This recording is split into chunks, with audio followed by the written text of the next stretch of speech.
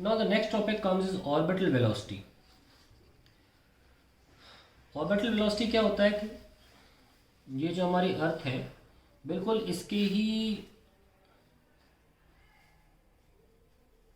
इस तरीके से सैटेलाइट्स कुछ छोड़ी जाती हैं बाय द गवर्नमेंट्स अलग अलग काम के लिए और वो ऑर्बिट करती हैं। हालांकि जो नेशनल सैटेलाइट्स हैं वो भी ऐसे मूव करती हैं, उन्हें कहते हैं मून। हर प्लैनेट्स के अपने अलग मून हैं। और मैं जब ऐसे डायग्राम बनाता हूँ तो प्लीज़ ये मत सोचा करिए कि ये पोल से पोल की तरफ जा रही है। ये एक्चुअली में दिखता ऐसे है। हालांकि अलग प्रकार की सैटेलाइट्स भी होती हैं। कुछ होती हैं इस तरह की सैटेलाइट जो इक्वेटर के प्लेन में होती हैं, इक्वेटोरियल प्लेन में होती हैं, और कुछ इस तरीके से भी होती हैं सैटेलाइट्स जो कि पोलर प्लेन में होती हैं। ठीक है, पोलर ऑर्बिट में भी पाई जाती हैं, पर अभी मैं जिस सैटेलाइट की बात कर रहा हूँ वो हमारे इक्वेटोरियल प्लेन में है। और मैंने धरती को, ये नॉर्थ है और पीछे साउथ है, मैंने टॉप व्यू से दिखाया है।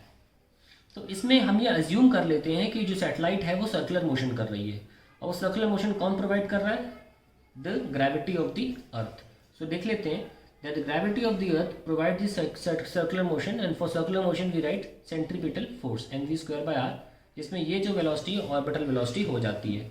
अगर हम एफ को खोलें तो क्या आएगा? Mass of the earth, satellite का मास एम नॉट, ये एम नॉट है, और this is the R square is equals to M naught V not square by R. ये कैंसिल कर दीजिए और एम नॉट भी कैंसिल कर दीजिए, तो ऑर्बिटल वेलोसिटी आ जाती है G M E by R. इसको आप एक्यूरेसी से लिखना चाहें तो it will come out to be G M E by mass of earth upon capital R plus H.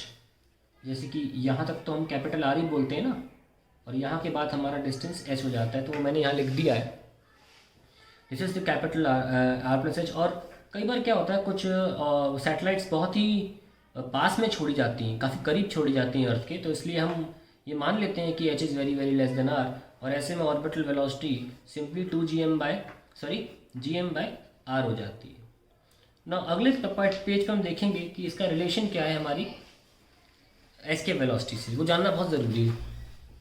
तो relation between orbital velocity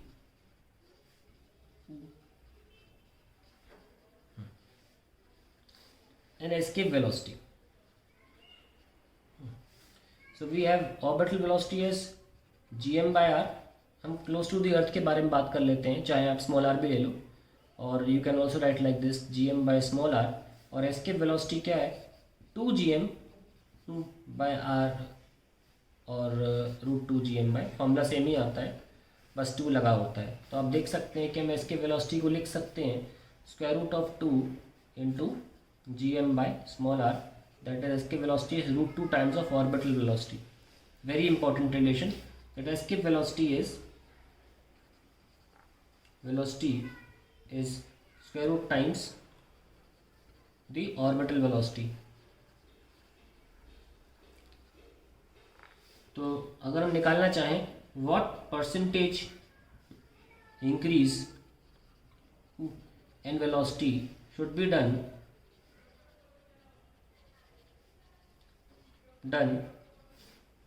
so that the satellite leaves its orbit and escapes.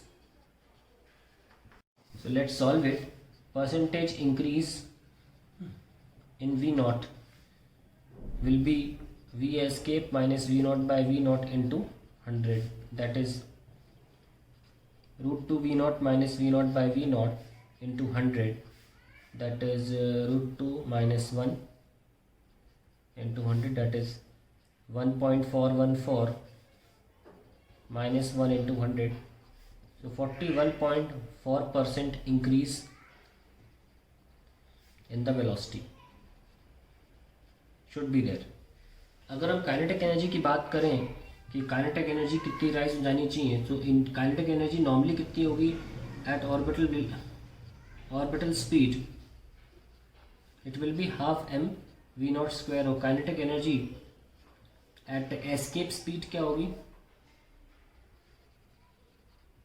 It will be half m v e square, which we can write it as half m 2 v not square, क्योंकि v escape is √2 v not. तो इनका भी हम subtraction करके निकाल सकते हैं percentage rise. So we can write down percentage rise in kinetic energy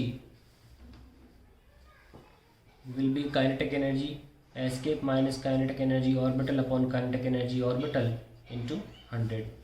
So this comes out to be half m 2 v naught square minus half m v naught square divided by half m v naught square into 100.